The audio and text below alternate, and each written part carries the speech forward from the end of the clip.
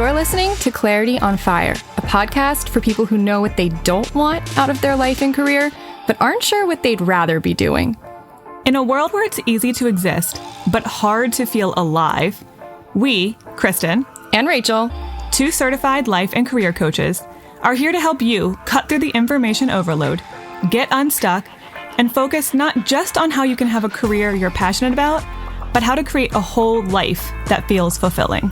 So join us here, where we serve up inspiration and down-to-earth wisdom in a way that only two best friends can. We want you to experience the relief of knowing that, yes, you're allowed to want more out of your life and career. And no, you don't have to wander through the dark anymore. Our job is to light the fire that shows you the way. Let's go.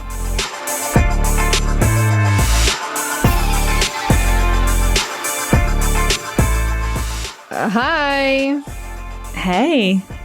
They're going to have to forgive any weird delays or us accidentally talking over each other more than we normally do, which is a lot because we're not in the same room. Yeah, we are podcasting from different locations today, different states, in fact. I am different in Texas right now. So we're making it work. Hopefully you are not hearing any weirdness. You might have just heard me take a drink, but that's not weird. That's hydration. That happens every time. Okay, so all right, a couple of things. One, I always forget to do this, and I'm not going to forget this month. So it's the first Friday of the month. As you might note on your calendar, there are 5 Fridays this month. So you know what happens when there's a 5th Friday. Typically, we read a book. So I'm going to announce what book we're reading so that if you guys would like to read it ahead of time or you want to listen to it on Audible or something, you can. If not, that's fine. We will report on it later this month. So we are going to be reading Good Inside by Dr. Becky Kennedy. She is a fantastic psychologist who I first found out about through Blake Lively's Instagram. Because that... She's a really famous child psychologist, and I love this book because I haven't even read it yet, but I just love her and I love her style, and I know I'm going to love this book because it's about parenting, but so much of her take is about how in order to be a good parent, you have to be a good parent to yourself first. So this book is going to be relevant whether or not you have kids. I find the way that she teaches you how to talk to kids is word for word how you should be talking to yourself. And it's just so helpful. There are so many wonderful things that are so practical and so helpful that I'm this isn't just for 5-year-olds. This is for your inner 5-year-old. We need to approach the world and ourselves like this. So I'm really excited to read this book. That's the analogy that I use with clients all the time is we have to think of that inner voice that's really mean and throwing tantrums all the time as your inner child. Okay, well then let's treat it like a child. So let's figure out some good parenting. Yeah. For yourself. And also for your kids if you have them. Just so happens maybe the children in your life. Nieces, nephews too, right? Any little person you encounter. Okay, so I hope you guys will join along or at least be, ready to listen to us talk about it later this month. Okay, so we are diving into Dear Krachel, but we also have an update from someone who wrote to us in the past. And I love an update. So we're going to read it and it's really interesting. Okay. So this is from Bummed Entrepreneur who wrote to us last August. So if you go back to last August, the episode, August 2022, the episode was number 355. Dear Krachel, should I feel guilty if I quit my job with no notice? And just to paraphrase, so you maybe jogs your memory if you remember that episode, Bummed Entrepreneur had worked her buns off for years to build a successful business. She said she had a great business partner, a staff, and more growth than she'd expected, but she was miserably numb. And she just woke up one day and didn't care, and nothing, not vacation, not therapy, changed how she felt. And her question was, why am I so bummed after getting everything I asked for? Mm-hmm. So I won't tell you what we said because you can go back and listen to that episode if you want to hear our answer. But her response, which she wrote in last month, I think, was really interesting. So here is her update. Thank you for answering my question. You were spot on about my therapist not knowing how to help me. Whoops, I guess we called out her therapist, Kristen. What else is new? It's not the first time and it won't be the last. But we were right. So the therapist kept saying I needed to set more goals and that I was miserable because I achieved all my goals already. I'm just like, I can't even get through this update because I'm so mad about how people approach people who are like burnt out or bummed or what. It's like, oh, we just need more goals. I'm like, really? You went to school and did thousands of hours of training and this is all you're capable of giving someone? I'm so disappointed in the state of mental health resources these days. Anyway, continuing on. She says, in reality, the problem was I didn't get what I thought the business would give me. My vision, which I remember is what we had suggested. Like, oh, maybe this is not, you thought it was going to give you something. The reality is playing out different. She said, my vision of achieving my business goals looked a lot more flexible than what it turned out to be. I never wanted the business to always control my time. I also didn't realize how much my business partner was controlling me. In actuality, he didn't listen to a lot of what I said, so I just gave in and went with his desires. I didn't realize I was being manipulated and therefore thought our partnership was working a lot better than it was. After your episode, I took a long, hard look at reality versus dream and realized they just weren't compatible with my situation. So I left my business. I sold my half and I'm now in the process of selling all of my belongings to move overseas for a new adventure. I've got no idea what I'll do next, but I feel invigorated to go out and explore new opportunities. There was a lot of kickback. My relationship with my business partner turned nasty. And to be honest, the business suffered a lot, but I'm much happier now. Thanks for your help. I can say now my job is no longer on a pedestal. Kristen, this is the episode where I called out that you say pedestal so weird. I love that she's such a loyal listener that she remembered that little nugget. That's hilarious. He was like, I'm sorry I had to, but I love you, Kristen. She said, I realize now that I never wanted a business that couldn't survive without me. I wanted a business that works for me and supports my desired lifestyle. So if the business can't adapt to that, then it's not what I need in my life. Thanks again for helping me weed through the bullshit and people pleasing. I'm so excited to finally have my old self back where I can do things like pack up and move across the world. Have a great 2023. Oh my gosh. I mean, again, we always love an update, but this one is particularly juicy because that's a big life change she just made. Completely giving up her business, completely giving up her home, moving overseas. And what is so clear about what she realized is it wasn't that I achieved all my goals and, oh, now I just need new goals. It's the intention behind the goal in the first place for this business wasn't the right intention for her. She didn't want a business just for the sake of having a business. She wanted a business for the freedom, for the lifestyle, and this business was not delivering that. So no wonder it didn't make her feel the way she thought it was going to make her feel. And now she's got all the freedom in the world. This is why we spend so much time talking about values and talking about your passion profile, because it seems on the surface that, oh, having a business will be a great source of freedom. When you dig deeper into like, no, what is your definition of freedom? It's not being owned by anything, not a job, not a business. It's being able to pick up and move across the country and still have your business like be able to support you and make money for you when maybe you're not always on the clock. Every person's definition is different. And if you do not align your actions with your values and your, like, what time means to you, what money means to you, then you're going to end up in a situation like she found herself in. So classic I like example. being right. I mean, yeah. Classic example of what she was doing was maybe not the problem. how she was doing it, how the business was structured, did not fit her desires and lifestyle. So even if she was doing something very similar in a way that created a lot more freedom, that might have been fine. But the structure was all wrong. Also, great example. Happens all the time. Because in her initial what year is it? In her initial email to us, she said, like, I have a great business partner. And isn't it interesting, like, when you decide to live your life according to your values and you're like, listen, this is not aligned with me anymore. You find out who your friends are and you find out how good of a relationship you really had. It's, our relationship was good because it was on his terms and because it was working for him and I was giving him what he wanted. And as soon as I was like, I don't think this is what I want, all of a sudden, nasty. Yep.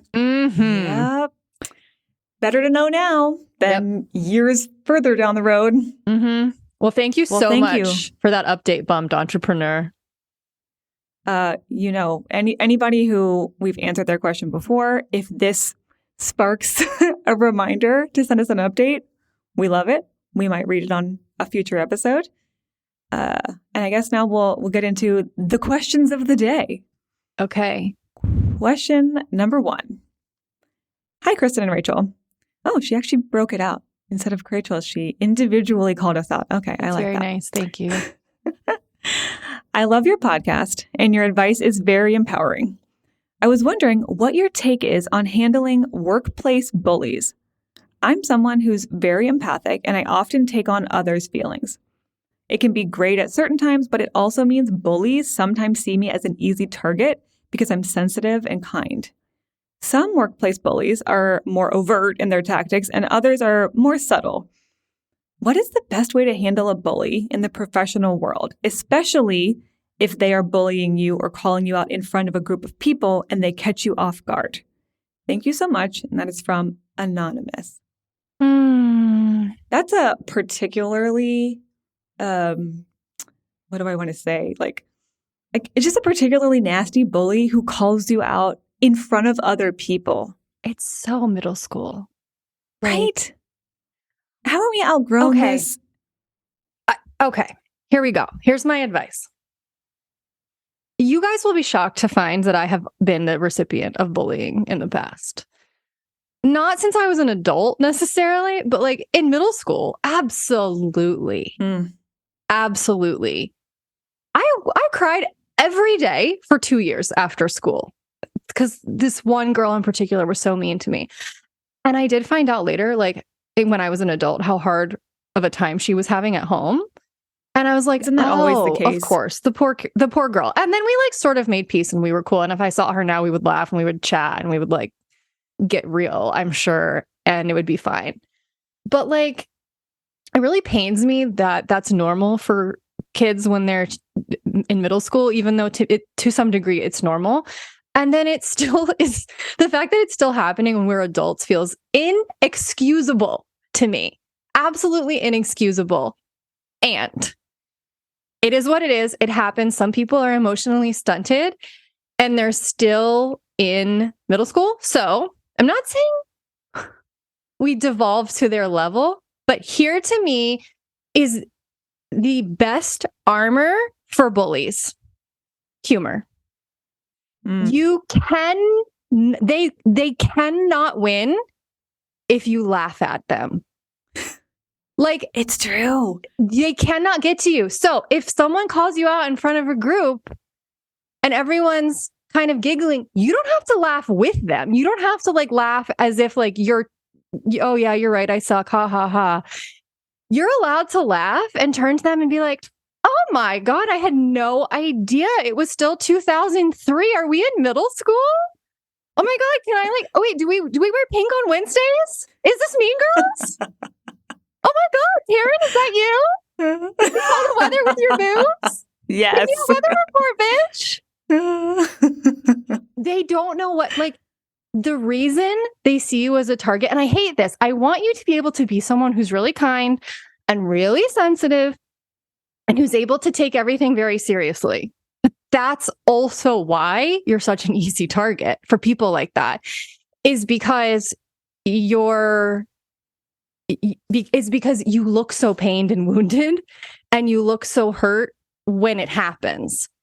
People can't mess with you when you say something stupid or you say something mean and they just laugh in your face. Like, they'll stop trying because they realize, oh, this person is impervious to my bullshit. Humor makes you impervious to bullshit. Yes, they're looking for a power trip. That is what bullies are always looking for, is to gain power in a situation. And they think they have to do it. This is all subconscious, but they think they have to do it by disempowering someone else. And if I lower you, that makes me feel incrementally better about myself for a minute. So if you look crestfallen, if you look small and hurt, then unfortunately, that's exactly the outcome that they're looking for. It's not right. There's a whole bunch of, speaking of therapy, a whole bunch of therapy that needs to be happening on the other end, on the bully's end. Which that's is not our happening, job. which is why you're getting bullied, is because they're not dealing with their pain. They're just projecting it onto others. Remember how we said we all need to be better at parenting our inner child? Yeah, that bully is number one on the list. Yeah. But regardless, that is the result they're looking for. Laughing does not give them anything. Wink at them from time to time.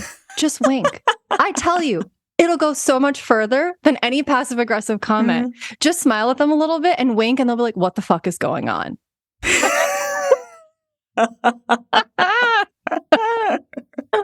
You can practice ahead of time so that you're like prepared for when it. But I'm sure that's when the bully, like you said, they like to strike when you're not expecting it, when they think they can win you over. They're not doing it one-on-one because that would require more courage, frankly. And this bully does not have a lot of courage.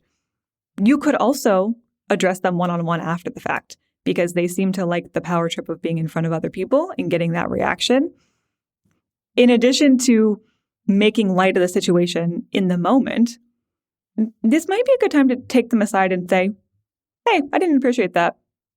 Now, it may not go very far, but it also might show them that you're not as weak as they think you are, because they are seeing your sensitivity and your empathic nature as weakness.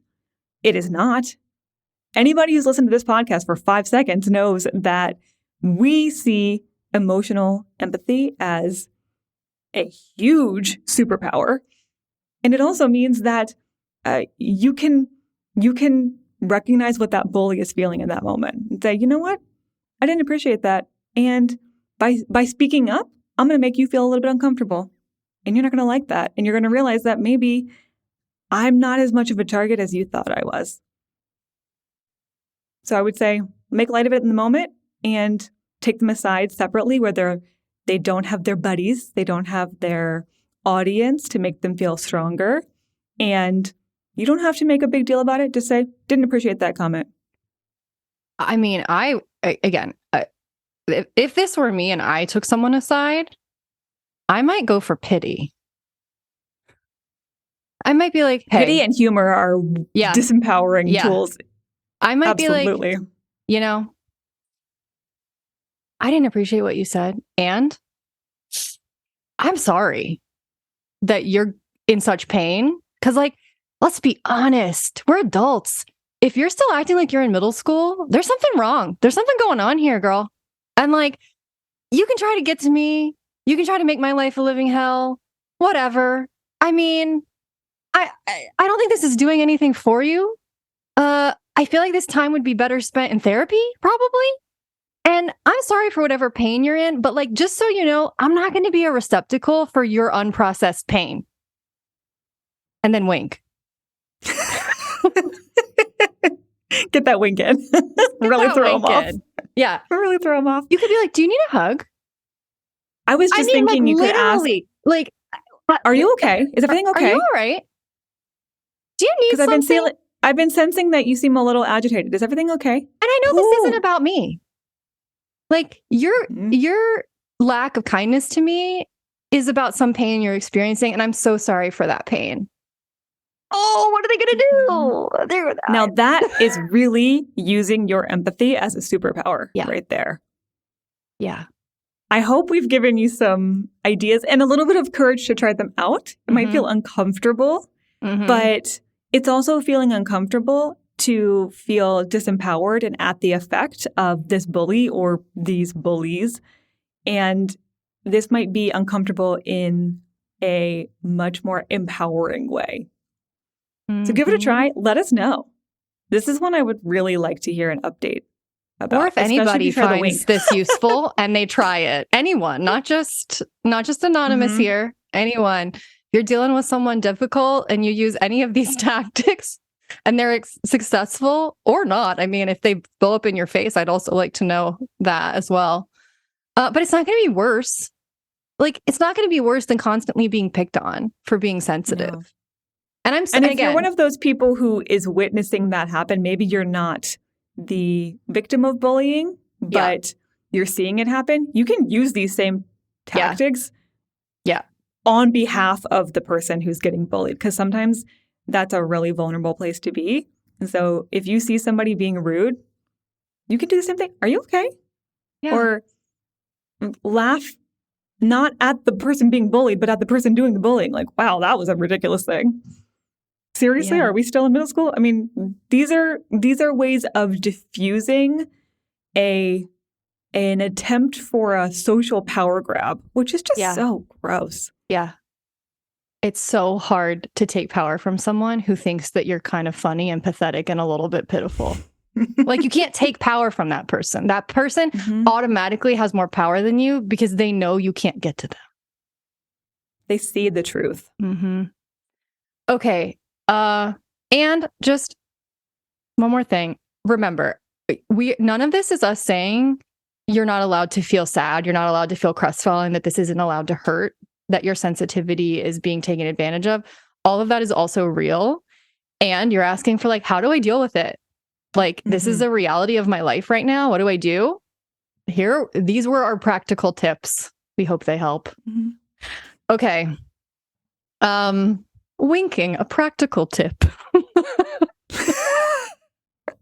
I mean, try it in all social scenarios. Oh my God, do not. You don't want men getting the wrong idea in certain scenarios. True. There are moments where that's not the message you want to send. Definitely don't send that. Okay. Like, don't walk into a bathroom and look behind you and wink at a man. It's not a good idea. Also, why is a man in the bathroom with you? Well, that's what I'm saying. You're headed in and he thinks you want him to follow you. And you're like, absolutely not. That is not what I want. No. Okay. Be selective about your winking, in fact. Bullies and people you're romantically interested in. That's all. Okay. Question number 2. Dear Krachel, I'm happy to see you both back behind the microphone. I'm at a crossroads and I wanted to hear your take. I'm a highly credentialed professional who absolutely despises what I do for a living. The job is literally and figuratively killing me. I have 2 different entrepreneurial opportunities, one of which would make my credentials completely irrelevant, and one of which would make some of my credentials irrelevant. I'm seriously considering pursuing both, but I've never been an entrepreneur before. If both would be equally psychologically fulfilling, do you think it would be possible to start 2 different businesses at the same time? Thanks to both. Unfulfilled in Ohio. Okay. There's a lot of facets of this question, and I have follow-up questions that unfortunately I cannot get answered in this moment. But I want to give my quick answer to the question at hand, and then I think there's going to be a little bit more of a nuanced take. Do I think it's a good idea to start 2 businesses at once? I think that's going to be real tough. I would highly, highly recommend. I'm not saying you can't run 2 businesses, but I think trying to start 2 businesses simultaneously could, you said your current job is literally and figuratively killing you. I think the stress and split focus of trying to start 2 businesses, which are starting one business, is an endeavor. And it requires a lot of attention and a lot of focus and a lot of time and energy. Starting 2 might stress you out in a whole new different kind of way. So even if you love both of the businesses, that's a lot to ask of yourself. unless I don't know how different these businesses are. We don't have enough information about what kind of businesses he wants to start. But if they're similar enough, you might be able to start one business that has 2 service lines or 2 products, in which case maybe you start one business and you focus on one service and then add another service. If these are completely different businesses, I think you're going to have a smoother experience focusing on one to start.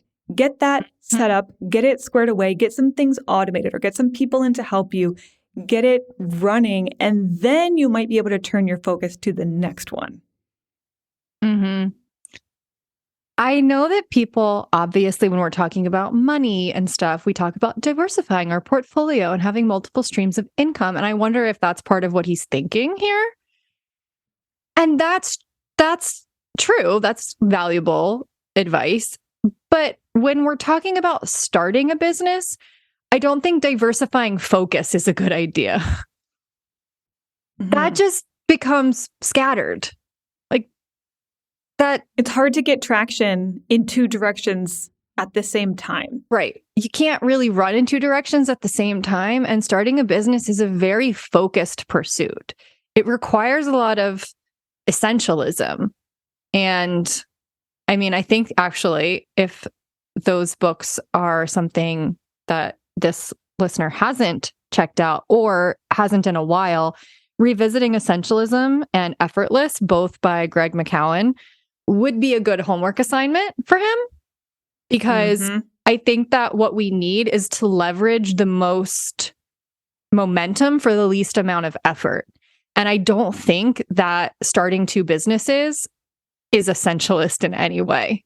I think that all it's going to do is just pull focus from both, and then you're not going to see either take off potentially. You might also realize if you start one business, that's going to give you a lot of intel, for lack of a better term, into whether you even want to start a second business. You said you haven't really been an entrepreneur before. I would suggest using one of your ideas to test out not only your business idea, but do I like starting and running my own business? If I really love it, then great. Let's get this business to a place where it's at least a little bit more stable. And then maybe you get even more excited to start the second business, and you've done it before. So you'll have a smoother path of getting started because you're not a brand new entrepreneur. You might realize, though, that this is not exactly what I thought. And this first business is taking a lot of my time. Or I love this first business. I don't even need the second one anymore. There's so much you will learn about yourself, about entrepreneurship, about your ideas by focusing on one business, and then answering the question of, do I want a second business, will become so much clearer later once you've done it once. I'm sure the question is going to be which business would that's what I was about to answer. Yeah. And I have an answer for that too. So if all things are created equal, right? Like they're both equally interesting. He thinks that they both have the potential to be equally sort of psychologically fulfilling, is the phrase he used. Then I would go for whichever one requires the least amount of effort for the most amount of reward at first.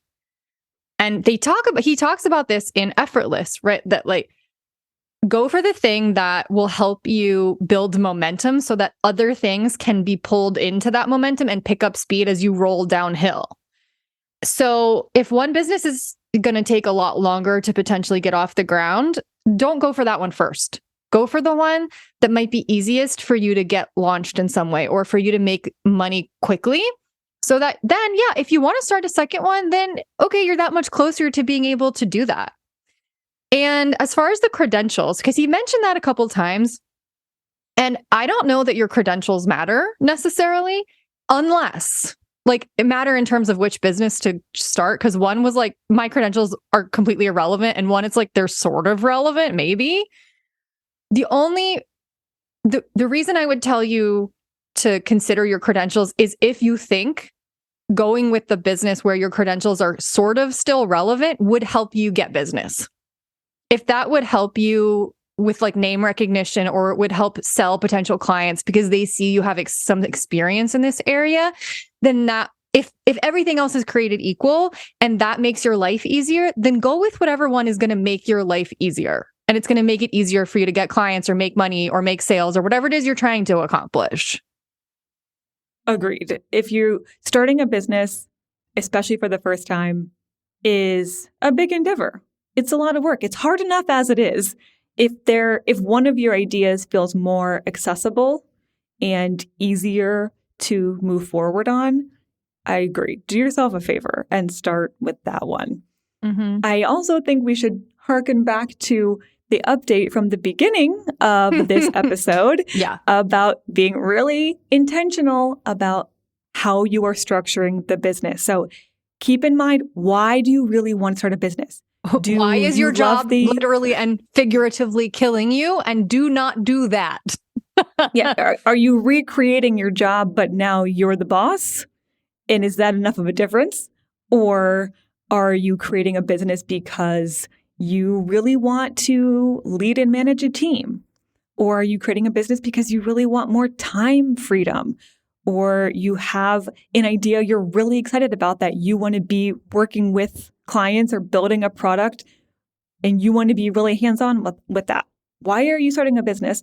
And make sure that whichever of the ideas you start with and focus on, it's the kind of business you want to start, not just what you're doing, but the structure of the business fits how you want your business to fit into your lifestyle. In fact, thinking of that, one of your ideas. So if you're like our listener who gave us the update at the beginning of the episode, who wants a lot of time freedom, and you look at your two business ideas, and one of them is more likely to give you that, and one's definitely not, maybe you don't even need to focus on two businesses. Maybe you can cross one off the list because it's a cool idea, but it's not going to get you where you want to go. So ask some hard questions, get really clear on your intentions. If you still love both ideas, start with the one that's easiest and most accessible to get going on. Okay. Hope that helps. Okay. Let me move on to our third and final question. Dear Krachel, a question that I would love for you to ponder is how to escape the classic narrative of the stay-at-home mom when thinking of re-entering the workforce. I had a great career before the kids, then decided to tend to them at home, also due to the pandemic, and got a master's degree while taking care of my family. Any ideas on how to not justify my chosen path and let my gifts and talents take center stage? Thanks, Marina. I love this question, Marina, because I know there's a lot of people who are in this situation, or maybe they're afraid to quit their job because they want to be a stay-at-home mom or stay-at-home dad or whatever. They want to take a break from work, and they're afraid of the story that they're going to tell on the other side of that. So whether you're in that situation now, whether you're considering putting yourself into that situation and feeling nervous about it, this is applicable across the board. I can already tell from the way Marina wrote this question that she's going to be able to tell a good story. Like even just those few sentences, she's like, I want to let my gifts and talents shine, and I want to focus on this. I don't want to give a classic cliche story. That already tells me that you have the right mindset of, I want to portray myself as the me of today, not telling the story of what I quote unquote haven't done. I can also tell that you have a lot of, I don't know if ambition is the word, but you have a lot of drive for the fact that you weren't quote unquote just at home, staying home with the kids. You were completing a master's degree at the same time. Have you given yourself no credit for that? That's a pretty compelling argument right there to say, not only was I managing a full-time job of taking care of kids, I am so committed to continuing my own growth and learning that I got a master's degree while staying at home. That's a good story in and of itself. Okay, but I'm angry. So and we need to pause because I'm mad. Okay. she shouldn't have to tell a story and she shouldn't have to spin it and she shouldn't have to justify it. And playing into that is part of the problem. Amen. Yeah. So I think I'm fired up because I'm still on my bully track from earlier. And so I'm going to be like, here's how we respond to this. In a similar way as how I'm going to tell people to respond to a bully. You go, you say in a job interview, I shouldn't have to justify that. Being a mom's really effing hard. And if you can't see that, I don't want to work for you. I mean, you can say it nicer than that, but you can be like, I don't want to work for a place or live in a world who would force a person who was trying to raise kids during the pandemic and who quit their job to do that. And then who also, by the way, got an effing master's degree while doing that to have to justify their choices. And I'm actually really interested in working for a culture that would not expect me to justify that and would totally understand the inherent value of women and our choices without asking us to play into this toxic masculine, productivity storyline about how unless we're doing something all the time, we're not valuable. And then wink at them. We're leaning hard on the wink today. This is one of the things that we have preached from on high about interviewing since the beginning of time is you are there to represent your values. Because if you are working for a company or interviewing for a company that does not care about your values and does not share them, that's already a mismatch. You are not going to be happy there. So if you feel like you have to justify to an interviewer why you value time with your family, then you're going to have to keep justifying time with your family. You still have kids. You still have family obligations. You still have things you want to focus on outside of work. And you don't want to have to keep reinforcing why you value this to a company that doesn't get it. So if you have to justify it now, that's not a good sign for the kind of work-life balance that I'm imagining you're going to want in your next job. Mm-hmm. I also wonder how much you really have to justify this and how much you are worried you're going to have to justify it. Yeah. And so you are worrying in advance before you even get the question. You might not get the question. This might be something that a reasonable person would understand. Okay, you had kids. You stayed home with them for a while. Great. You're getting back in. Love it. You got a master's degree. Right. No further questions. This might not be an issue. Right. Right. Your boss might be a mom of 4 who's like, yeah, I get it. No further questions. Let's talk about your gifts and your talents. Like, if you want to live in a different system, you cannot play by the rules of the system. So you thinking you need to tell a story and justify it hardcore only tells me that you're still understandably like buying into what I believe is the old crumbling system, which is one that would require us to justify something that is completely and utterly normal and not actually needing of justification at all. So your refusal to justify it, I'm not saying you don't talk about it at all. I'm not saying you don't share like, yeah, and I got a master's degree during that, by the way, in case you were wondering about my ability to balance crap and like focus on my growth. It's pretty damn high. Like you can talk about it as like a point of pride and a point of accomplishment, but you know, you leading with, I don't need to justify this, makes you a match to people who would totally see things your way. And if you lead with, I have to justify this, guess what? You're going to be a magnet to people who expect that of you. So let's just stop that narrative right now. I think we can parse out the difference here between sharing your story or sharing your values with a positive light on it. I think you've heard Rachel and I say a million times, you can spin anything, right? You can put anything into a positive light. You can tell it in a way that is empowering. That is a different, sharing your story and sharing what you're looking for and putting it in a positive light is a very different energy than justifying. Yeah. One is justifying apologizing. Puts you on, and one puts you on the defensive. One is just praising yourself, basically. Exactly. So if you think of it as I have to defend this decision that I made, that is that already makes this a contentious relationship with your employer. Right. You're looking for an offensive. If you're on the defensive, then you're looking for someone to play offense. Exactly. But you can just say, hey, here's what I did. Here's what I learned. Here's what I want to do now. And paint it in a positive light. You don't have to justify it. You don't have to talk around it. You don't have to spin any kind of tale to explain it all. You can put it in a positive light. And if somebody really doesn't get it, bye-bye. That's a red flag. You don't want to work with that person anyway. 100%. And that goes for anyone. This is not just for stay-at-home parents re-entering the workforce.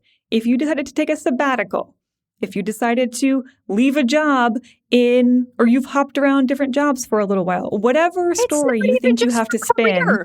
It's for anything. True. It's for like relationships. Like I met this guy and now I feel like I have to justify why he should spend time with me because my ex-boyfriend was like keeping me at arm's length because he was an avoidant and he just withdrew and shut down. And so now I feel like I have to like cling to the crumbs of his attention and I have to like bargain with him for attention. He might be like, what? I just like spending time with you. This is not an issue. And you're like, oh, wait, I don't have to like tell some story to make you want to spend time with me? No, you don't.